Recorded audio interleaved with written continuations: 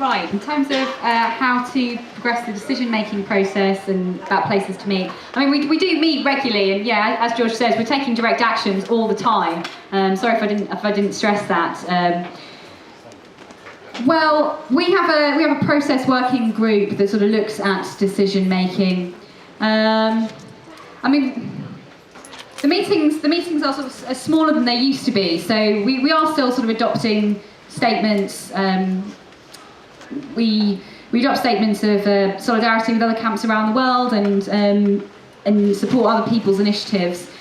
And I think it is still, I'm not too sure if I'm up on the latest on this, but I think it is still done by by consensus process. But if someone has a strong objection, I mean, it's getting a little bit technical, so I'm not too sure if this is of wider interest, but if someone has an objection to a proposal that's put forward, it used to be that they could block it like this. That's only supposed to be very, very rarely used, and it's only supposed to be something, it's an issue for which you would leave Occupy if it was pushed through. So that got very rarely used, but we used to have, people used to disagree like this. And we sort of developed the process a bit so that, I think we developed a stand side, and then that started getting used more. So if people disagreed with something, then they ought not to block unless it was something really serious. So we started using stand asides a lot more, and that was a way of getting through proposals that didn't have sort of the full support of the General Assembly, but people could live with it.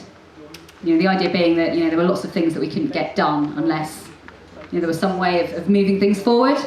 So it evolved a bit like that. I'm not the best person to talk about process, but it did evolve that way. And we are still meeting. I mean, on Fridays we have roving General Assemblies. These are public assemblies, anyone can come along to, and we go to different, recently we went to Liverpool Street, and the Environment Working Group and the Economics Working Group sort of had a panel debate, and lots of members of the general public sort of came up and were interested in hearing what Occupy had to say, and were able to speak themselves, which was fantastic. So that was a great way of engaging people. We do a lot of stuff like that. What was the other point I had to make?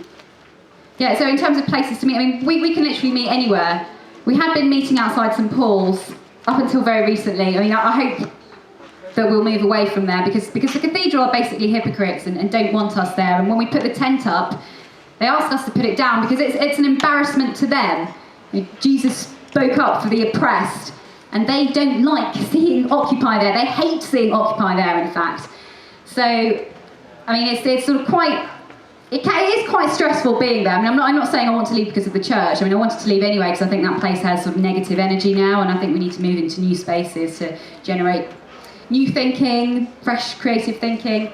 But yeah, we will absolutely still continue to meet and still continue to have these important debates. Right, yeah.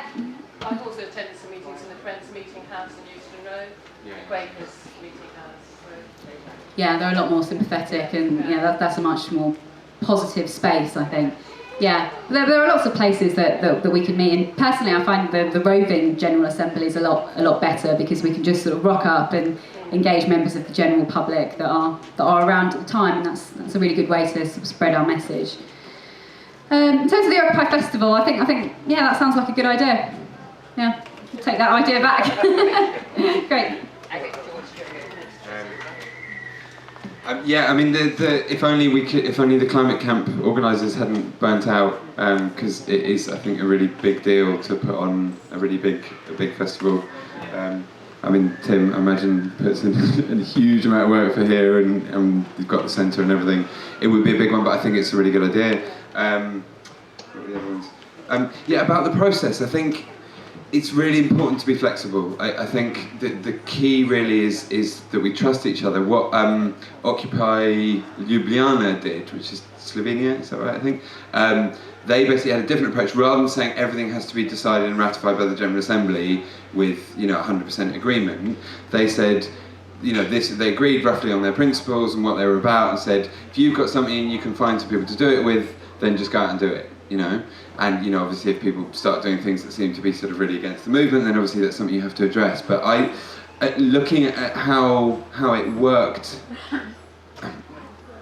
in trying to decide everything through consensus, I think that was probably a much better way to go. And I think the reason is that what they call the blue eye experiment. Anyone know what I mean by that, the blue eye experiment?